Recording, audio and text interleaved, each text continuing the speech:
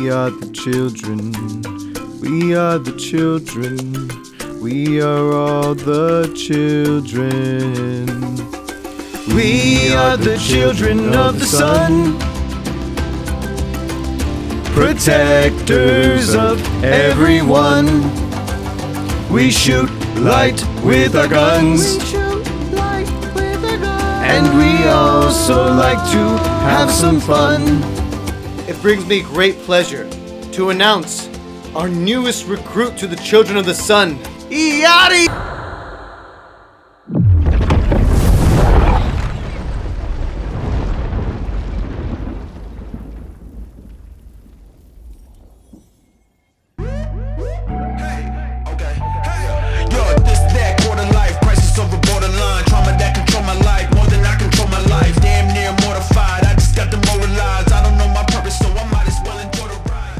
Illari is the 38th hero added to Overwatch 2. Yes, it's pronounced Illari. Illari. Because in Quechua, the double L makes more of a LY sound. To all my Peruvian fans, I'm so sorry if I'm butchering this name. But I'm trying, okay? She's another damage hero. Ugh, great. Just what we needed. Another DPS to what?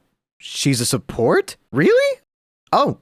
She's apparently the newest support hero, which is great because even with back-to-back supports, it's still a very small category that needs more love. Illari was born and raised in Peru and trained her whole life to becoming an Inti warrior, aka the Children of the Sun. The Inti warriors were the sworn protectors of Peru, and they get their powers from the sun. So once she was finally allowed to join, she was given her powers during their ritual ceremony, but something horribly malfunctioned, and she let out a huge burst of energy, destroying everything and killing every other Inti warrior. Yeah, she accidentally Oppenheimered her own people. She had no idea what caused this catastrophe, but she still had a duty to her people as the last child of the sun. So that's all we really know about Illari because for some reason, there just isn't like a ton of backstory for her. No comics or nothing yet, which is fine. Not every character needs to play a huge role in the main story like Ramatra or have relations with other characters like Kiriko. But I just feel like Illari wasn't super hyped up or given any cool things to do like previous heroes. I mean, these are the same people that couldn't deliver us a fully fledged PvE. So I'm just glad the art is still top notch. Oh yeah, PvE is finally here. Sort of. It's not the fully fledged campaign we were promised, but instead we have a mini PvE that's $15 or $5 if you already bought the battle pass. I didn't really want to buy it, and it turned out I really didn't need to since the entire cinematics were just uploaded on YouTube by everybody. So that's cool, I guess. At least the robotic Omnic skins are pretty cool, and as usual, they don't miss with the mythic skins. Mwah, so dope. But that's really all the new stuff we got this season. And also, Illari in a nutshell. So now that you know a little bit about her, let's learn how to play her, shall we?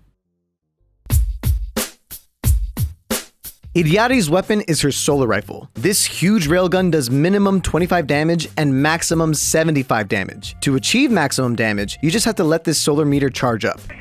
This gun is insanely good. You can do so much burst damage and accurately pick off enemies with ease. Even the minimum damage can be the damage you need for the kill. It does have damage fall off, so you won't be out sniping Widowmakers, but the max damage is huge, especially if you land headshots. So mastering the timing between maximum charge shots will be crucial to get the most out of her gun. Also, if you really want to maximize the burst damage, shooting then hitting a melee right after can be the right damage needed to get the kill. And also, it looks cool because you melee with your gun, because your gun is also a sword, which is awesome. Any Final Fantasy fan knows that gun swords are fun swords. And also, she is a hit scan, so you know that any of these flying characters, she's a counter to. However, in case you already forgot because her gun is insane, Illari is a healer, and her secondary fire lets you shoot a ray of solar energy that heals your team for 120 health per second up to 15 meters away. If you run out of its energy, it will take a bit to recharge, so it's more useful if you feather it. This healing output is very strong for pocketing nearby teammates and can save them from near death, but its range is a bit lacking, so you need to make sure that when you're using it, you're not too far away. Besides, the real healing will come from her first ability, the healing pylon. This little guy is the best part of your kit. You throw a pylon that can attach on almost any surface and will heal any teammate within a 15-meter radius for 40 health every 0.8 seconds. It will prioritize the weakest teammate though. So wait your turn, Genji. This thing will passively heal your whole team if positioned well. And with it having 150 health, 75 of which is rechargeable shields, it can survive a bit of damage, especially when not focused on. Your teammates won't even need you as long as this guy is still up and running. And you'll sometimes out-heal your other support. And with your gun being so strong, you might even out-damage the whole team. The pylon can also stick to the payload, but not the push robot. He just destroys it. He doesn't even care. And if you need to move it, as long as it's not being attacked, you can throw it up again. Otherwise, it'll be on a 12-second cooldown. And seriously, when I say throw, it's because you can throw it. So if you need to, throw it to your team that needs healing. However, besides passively healing, the pylon is also the only way that you can really heal yourself. So sometimes you gotta use it selfishly.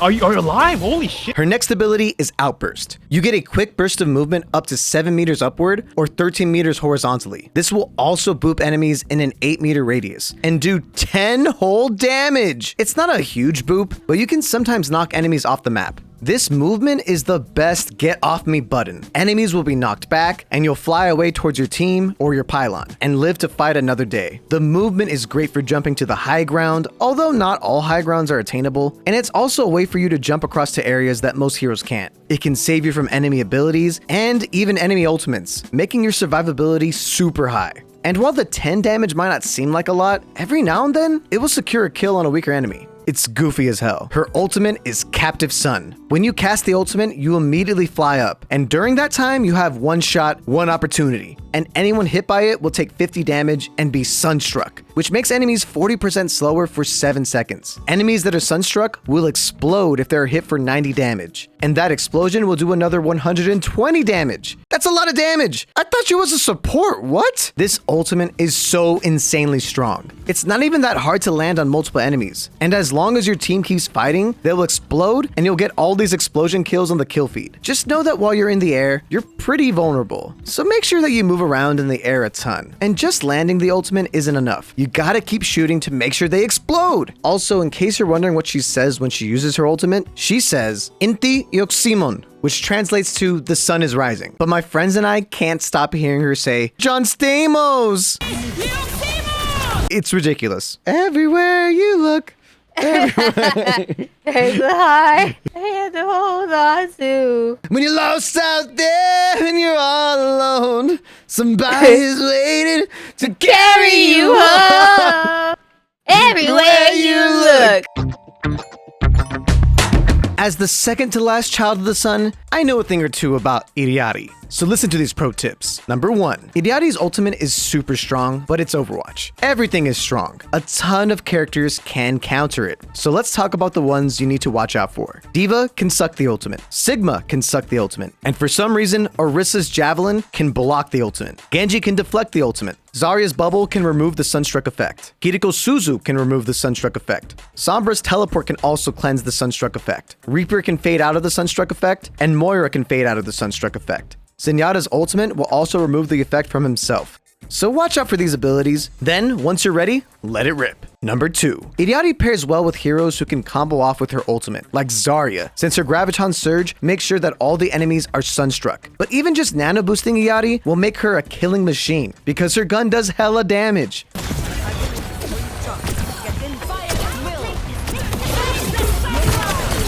Oh my god! Oh my god! Yeah!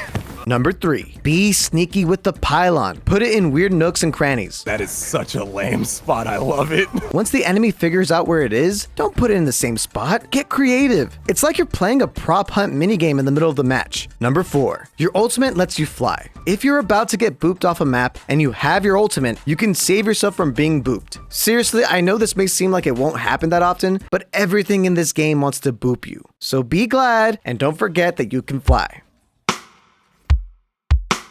Illari is very, very fun, but in my opinion, a little bit overtuned. Her weapon in the right hands is better than a lot of damage heroes, on top of having the most broken deployable in the game. Sorry, Torbjorn. And as I was making this, I guess Blizzard agrees because next week she's gonna be receiving a nerf already. So it was fun while it lasted. I hope they don't over nerf her though. Like her ultimate's good, but not like that good. There's so many counters. But how is she for noobs? Well, as long as you can aim, you'll be fine. The rest of her kit passively provides value for your team. So I would say she's pretty easy to play. And most noobs will get a ton of value out of her without even realizing it.